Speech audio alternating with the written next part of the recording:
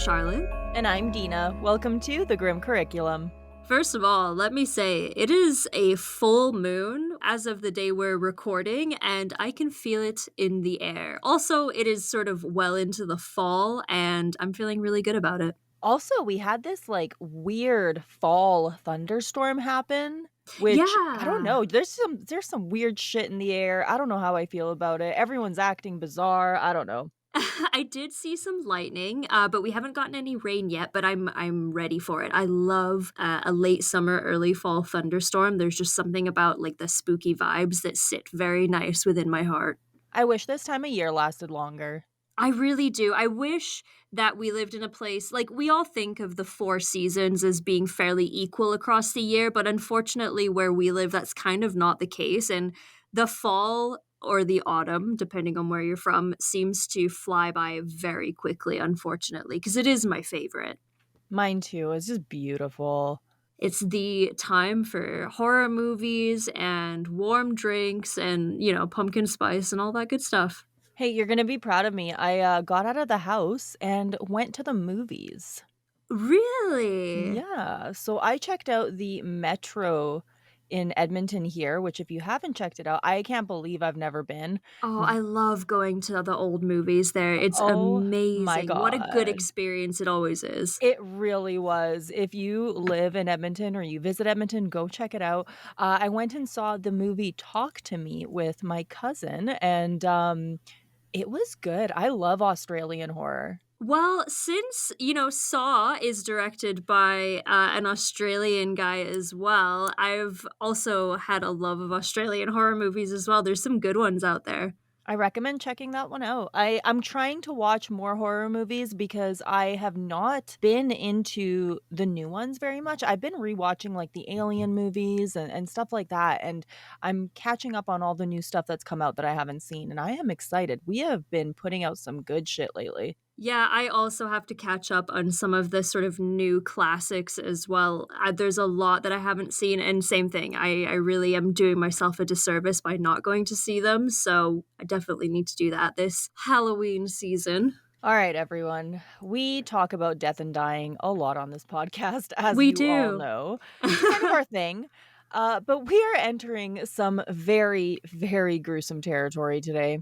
I don't know if this episode warrants a warning beforehand, so I will give you all a small piece of advice. We don't advise listening to this one while you are eating.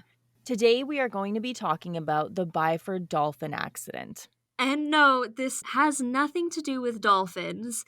Instead, we will be covering 5 of the most horrific deaths we've ever talked about. Death by rapid decompression is not a good way to go. The Byford Dolphin has come up a fair bit more lately due to the Ocean Gate disaster with Titan. And if you're interested in that, we talked about it in detail on Extra Credit. And listen, if you haven't checked out that show, you need to, because otherwise you need to get your act together. It's fun. It is. I have a good time recording that one. Actually, my mom just told me tonight that she listened to our latest Extra Credit episode and enjoyed it. So my mama listens and she Aw, approves. So there you go. that's so wholesome. Thanks, Tina's mom. Now, before we get into the nitty-gritty of the Byford Dolphin accident, we want to take some time to discuss what was happening out there to begin with and the jobs that these men had. The Byford Dolphin was a semi-submersed oil drilling rig. When the accident happened, it was situated in the Frigg gas field of the North Sea, and that area was considered to be a part of Norway. The victims of the accident would end up being from both Norway and the UK. And we're going to get into who all of those men were in a little bit. And actually, I have an uncle that works on the deep sea oil rigs out at sea, and he used to get flown out by helicopter all the time. That seems like a terrifying job. Well, he was, I believe, a radio operator. So Oh, cool. he was up on the rig, pretty cozy from what I understand. So he would be out there for a few weeks at a time, and then he would come home and carry on back and forth kind of thing. That's awesome. That's a cool job. Yeah. We aren't going to get too far into how the oil rigs operate, but it is important to know that they require constant maintenance, especially at the bottom of the sea where the rig's large columns sit. This is obviously very deep, so in order for the work to be done, workers have to get into full scuba gear and dive down. In this case, the bottom of the Byford Dolphin was almost 500 feet deep. This puts anyone working that deep at risk of developing something called the bends. And once again, little extra credit plug, because if you listen to it, you would know all about the bends because we talked about it when we covered free diving. Essentially, what happens is, as you go deeper and deeper into the water, the weight of the water will begin to apply pressure to the cells of your body. This causes nitrogen in our lungs to compress and release nitrogen gas into our bloodstream. If you ascend too quickly, your body does not have time to adjust to the change in pressure, and essentially you turn into a bottle of pop that someone has shaken up. And that can obviously lead to some serious issues. It's no joke. Decompression sickness, or the bends, is very fucking painful. Some of the symptoms are excruciating joint and muscle pain, as well as paralysis, heart attacks, strokes, and severe delirium. If left untreated, it can also cause issues with the body circulating blood, which will eventually cause heart failure and death. That all sounds absolutely terrible. The good news is, though, if it is caught early enough, it can be treated. The person is placed in a hyperbaric chamber for hours, sometimes days, where they just sit and wait while the pressure is slowly released. All of this can be avoided if you ascend properly, meaning you take breaks every little while so that your body can adjust to the pressure. If saturation divers were to follow these protocols, they would have to take so many breaks that the entire process would take actual days. This simply just isn't economical for the companies that employ them, considering they only do a few hours of work at a time. The important thing to note is that your body can be underwater for as long as you want, as long as you have oxygen, and that is what makes saturation divers different.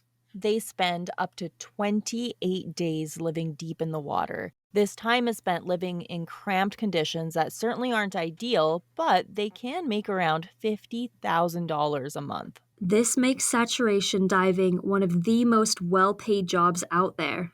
And one of the most dangerous.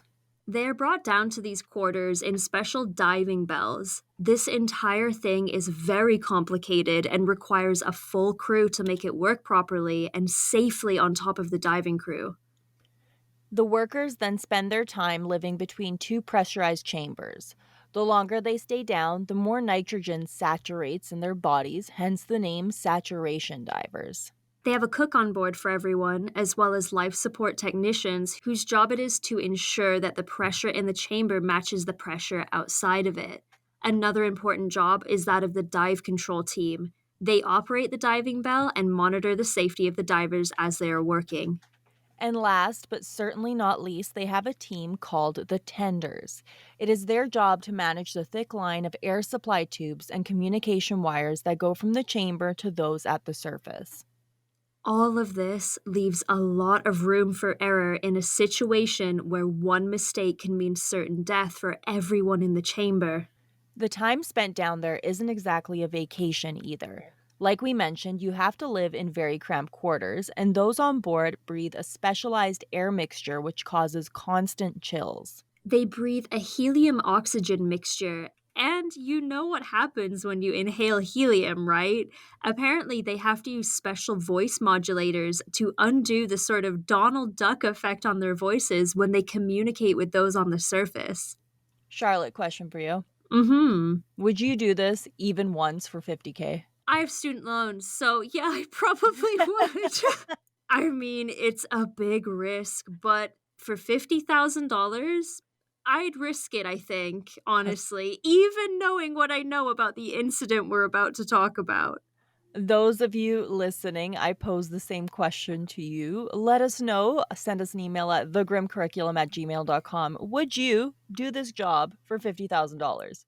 And let us know also if you changed your mind between answering it right now as we ask and the end of the episode. I'm curious. I'm going to say it right. I would not do this. I think you're the smarter one here. I know how this ends, and no thank you. Yeah, I mean, it is, to be fair, a very rare incident, I believe, but it is pretty bad nonetheless. Okay, so we know that that was already a lot of information. We did our best at explaining everything, but we are by no means science experts. All of this brings us to November 5th, 1983. Martin Saunders and William Cramen, both experienced tenders, had just connected the diving bell to one of the living chambers. The two divers were able to exit the bell safely. Each living chamber could hold two divers at a time, so the other two divers had already been situated in their living quarters and were relaxing. Normally, the bell wouldn't detach until the door to the living chamber had been completely closed. This time, it detached before the chamber had been fully sealed. This instantly caused a reaction called explosive decompression. The air pressure went from 9 atmospheres to 1 instantly, which caused an explosive rush of air out of the chamber. This sent the diving bell flying, which killed William Cramen and severely injured Martin Saunders. To put that in perspective, 1 is the current pressure we are all experiencing right now. 9, of course, is 9 times that level of pressure. So, pressure from the outside pushing in on you. So, this incredible weight all of a sudden. You're essentially being crushed by the air. Well put, yes. The other divers, Edwin Arthur Coward, Roy P. Lucas, Bjorn Javer Bergerson, and Truls Hellevik were also killed instantly. Honestly, the fact that they were killed instantly is a huge blessing in this case. It really is. And this is the part of the episode where we're going to warn you not to look at the autopsy photos unless you really want to ruin your day. Because I was going through the written autopsy report when I saw the pictures, and they're bad. They are not recognizable as human beings anymore. Some of these men, they were reduced to what looks like clumps of like raw meat. It's one of those things like, when your brain sees something and it has a hard time computing it because it just doesn't look like this could have ever been a person. That's exactly what I thought, yep, Oh, it's horrific. So, yeah, I mean, do what you want, dear friends, but we're just saying it ain't worth it. Some things are better left unseen. absolutely.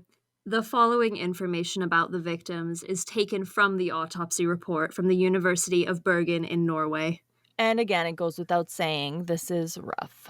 One of the divers was shot out through the door that had a 60-centimeter opening. It is reported that he completely disintegrated and that parts of his body were found throughout the rig, including pieces of him that were located 10 meters above the chambers. And it gets worse. This, again, is from the autopsy report. The remains of Diver 4 were sent to us in 4 plastic bags. All parts show fractures and wounds. The fractures of the long bones were of transverse as well as short and long oblique types, the fracture lines being more irregular than usual with small splintered fragments. The scalp with long blonde hair was present, but the top of the skull and brain were missing. The base of the skull was a collection of tiny bone fragments only. The soft tissues of the face were found, however, completely separated from the bones. The left upper arm had been separated from the body just below the shoulder joint. The right upper arm was torn to pieces, but still attached to the body. Both hands had been separated from the lower arms. The right thigh, leg, and foot were missing, but the knee joint was found. The left thigh had been separated from the pelvis just below the hip joint. The pelvis itself had been divided into 3 parts. To one of these parts, a small segment of the small bowel was attached. The penis was present, but invaginated. The soft tissues of the abdomen and the back had been cut straight through at a level about midway between the umbilicus and the pelvis, and thus had been separated from the pelvis. These soft tissues formed an empty sac. From above, one could look down through the larynx. All the thoracic and abdominal organs had been expelled, except the trachea and a fragment of the small bowel. Even the spinal column and most of the ribs had been expelled. The liver had been found somewhere on the deck. It was complete, as if dissected out of the body. Which all to basically say is he exploded. Yeah, I don't know which part of that I hated most. Like, it was obviously this diver whose photos stayed with me the most when I read the report. The others are bad, but what happened to this person? It's hard to fathom that this happens. Yep, the way that I would put it to you, if you're still a little confused as to what happened to this poor man, is he was essentially pulled by an unseen force through a very small opening that he did not fit through. Yep. The three remaining divers had essentially all the same injuries. All of their organs were found with large amounts of gas in the blood vessels, and their livers were enlarged. Fat mixed with gas bubbles was found in the cardiac chambers and vessels around the heart. It was described looking like sizzling butter on a frying pan. The brains of the three divers were pale, and the blood vessels were filled with gas. A yellow substance resembling fat was also found in the brain. It's really wild to see this in the photos because you can see large gas bubbles present essentially everywhere. Like, there's one photo of their stomachs, and you can see the bubbles in the blood vessels. And what happened to them was that they were essentially boiled alive, and that's what it looks like. It reminds me, I don't know if anybody out there is a fan of the James Bond movies at all, but I believe it was a Pierce Brosnan one where the bad guy like decompressed some people in a decompression chamber, which I'm sure would never happen like that in real life, but that's what it links my mind to when I think about this. That's basically it. Like, when you see the photos, that's what it looks like. Yeah, it's a very gruesome way to go, and like I say, it was truly a blessing that it happened so incredibly fast within an instant that they likely didn't know what hit them. All right. Well, that was rough. Okay, so this is all very wild and gruesome and crazy, so let's talk about how the hell something like this could have even ever happened. Like, it should not have happened. There was a strict 5-step procedure to follow. Close the bell door, slightly increase the bell pressure to seal the door tightly, close the door between the trunk and the chamber, depressurize the trunk to 1 atmosphere, and then finally open the clamp to separate the bell from the chamber system. For some reason, the bell was separated after only 2 steps had happened. A committee was formed to investigate the accident. They concluded that it happened to good old fashioned human error. When William Crammon attempted to open the door, he rotated the center hinge too far to the left, which caused the rim of the inside hatch to lodge on the opening of the door. This left a crescent shaped opening, kind of like when you partially uncover a peephole on a door. That was the opening that William Crammond would essentially be sucked through. It's unclear as to why an experienced tender wouldn't have followed the steps. It's possible that it was due to an incorrect order or that he acted on his own, and it was loud and hard to hear each other. It could have also been just human error due to exhaustion. The men had been living in these conditions and they were working very hard. There is another possibility. By the time the Byford Dolphin had been completed in 1975, it was already considered an obsolete design. There were no fail-safe hatches or outboard pressure gauges. Newer models also had an interlocking mechanism. If the Byford Dolphin had had this, the trunk would not have been able to have been opened while it was still under pressure, and this would never have happened. Former crew members of the Byford Dolphin claimed that the entire investigation was just a huge cover up and that this happened due to a lack of proper equipment. I can see where they're coming from because essentially what happened was they spent all this time and money building the Byford Dolphin, and when it was finally done, there were safety changes like that interlocking mechanism that they should have had that they didn't. Like, they were ill equipped, and that's what makes this so sad. And I can't imagine that there's that many deep saturation divers out there. So a huge population of that particular profession died that day. It did. In 2015, there were only 380 something people in the world that were saturation divers. Wow. So that's actually even smaller than I thought. So even to lose the people that they lost on that day, like I said, that's a huge chunk. Oh, absolutely. The North Sea Divers Alliance was formed by former divers as well as family members of the victims. They pushed for further investigation, and in 2008, they finally got the truth. The accident had actually been caused by faulty equipment. The daughter of diver Roy Lucas said in one interview, I would go so far as to say that the Norwegian government murdered my father because they knew that they were diving with an unsafe decompression chamber. The government paid out an undisclosed amount of money to the family of the victims as well as to survivor Martin Saunders. What made this all even worse is that this wasn't the first time that a mass fatality had happened on the Byford Dolphin. On March 1st, 1976, 6 people were killed when they fell out of their boats during an evacuation. And the 1983 incident would not be the last. In 2002, a 44-year-old Norwegian worker was killed on the Byford Dolphin in an industrial accident, which caused them to lose their contract and fall under more scrutiny. However, it would remain fully operational until 2016. We've been talking about extra credit a lot today, which I'm fine with because it's great. But we end each extra credit show with a strange and unusual death. And there's so many horrific deaths out there that happened to someone while they were just trying to earn a living due to the company itself being cheap or just unwilling to abide by safety standards. Yeah, I mean, in that sense, capitalism has killed many, many, many people because people were willing to cut corners in order to save money or, any other reason. I was thinking back to when we covered the Boston molasses flood. Oh, And yeah. it's a similar thing, like, the people in charge knew they weren't doing enough to protect people, and it resulted in the horrific deaths of many. Like, corporate greed is just the worst kinda greed. This makes me very sad for the survivor Martin Saunders because I believe he was one of the tenders, right? Yes. He probably thought for a very long time that he was responsible for the deaths of all these people being one of those tenders, and as it turns out, that wasn't the case at all. It was the faulty equipment which should have been dealt with in the first place. I mean, the survivor's guilt must have just been horrific. Brutal. I can't imagine living with that. I did find a little bit about what happened to Martin Saunders. Oh, please. So he was caught in the rush of air that resulted from the decompression, and he had severe physical trauma. They were able to attend to him, like, because I mentioned that they have kind of a medical team on board. So Mhm. they got to him in time and they saved him. He needed extensive medical intervention, surgeries, and the rehab was like years long.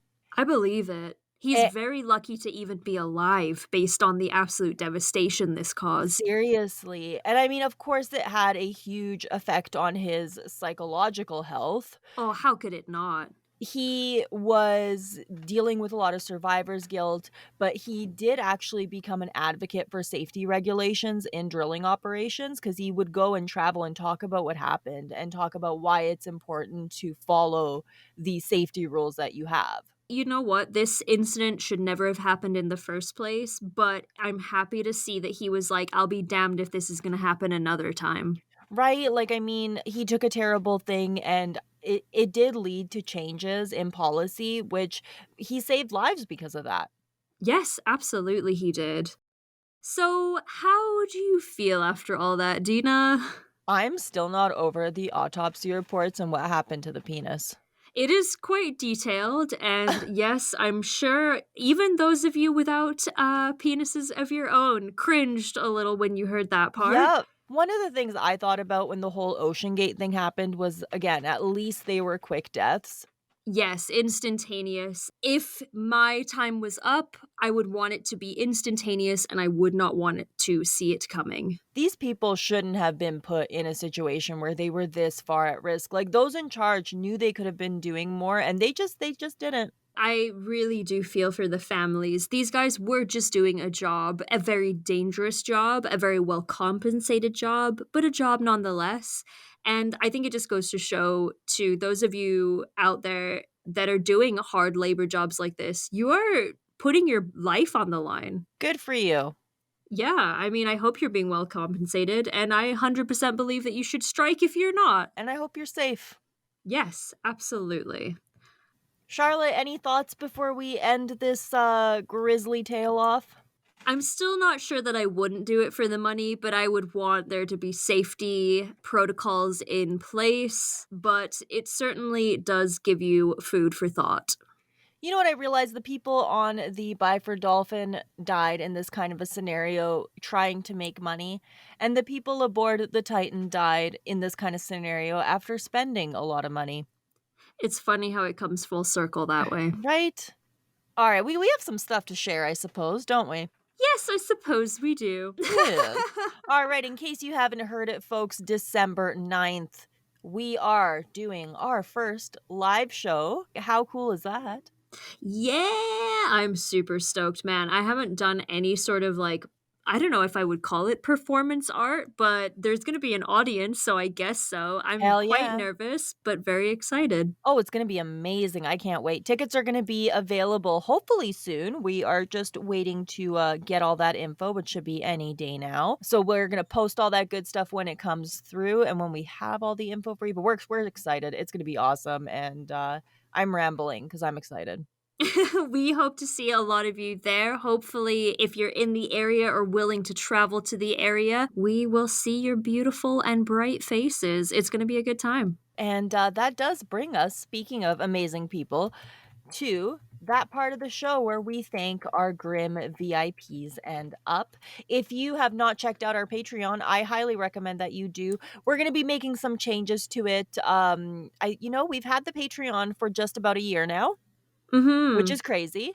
So we're gonna be making some changes, like I said, and making it more fun and more exciting and providing you guys with more amazing content. So a huge thank you to Bob, Lisa, Atlantean Jedi, Brian, Hillary, Judy, Kevin, and Mayhem Mudkip. Y'all are the titty city and you are the cat's pajamas. Also, if you are here with us on Saturday at our live YouTube premiere, hello, welcome. Thank you so much for listening and hanging out with us today. If you're listening to this on any other day of the week, we still love you, but what are you doing? Come check us out on Saturdays. We love to chat with you guys about what's going on in the episode. Oh, we have so much fun on YouTube. It's like one of my favorite parts of doing this is getting to talk to everyone as we like tell the story. It's part of my Saturday routine now. It's like I sit down, I'm ready to talk about whatever it is we've covered during the week. You guys have some wonderful facts to add to the stories a lot of the time, and if not, we just banter about it. Right? It's a good time, so check us out, and also, if you're not subscribed to the YouTube channel, go do that because 'cause that'd be cool of you. Absolutely. And if you are listening elsewhere on all those different podcast platforms, feel free to give us a follow. It definitely helps us grow. Next week is episode 80, and, Woohoo! we're starting a brand new series. I'm not saying what it is. Trust me, she's a big one. She certainly is. Lots of drama, too. Thank you all so much for listening. This has been The The Grim Grim Curriculum. Curriculum. Dina, you know how, unfortunately, Pluto is not considered a planet by most of the world anymore? You mean the people that are wrong? The people who also think that other people are wrong are the folks of New Mexico, because the guy who discovered Pluto is a New Mexico native, so when Pluto is over New Mexico, they consider it a planet once more. I'm so glad. Isn't that so wholesome? I love it. I'm really happy for Pluto. Yes. Bye. Bye.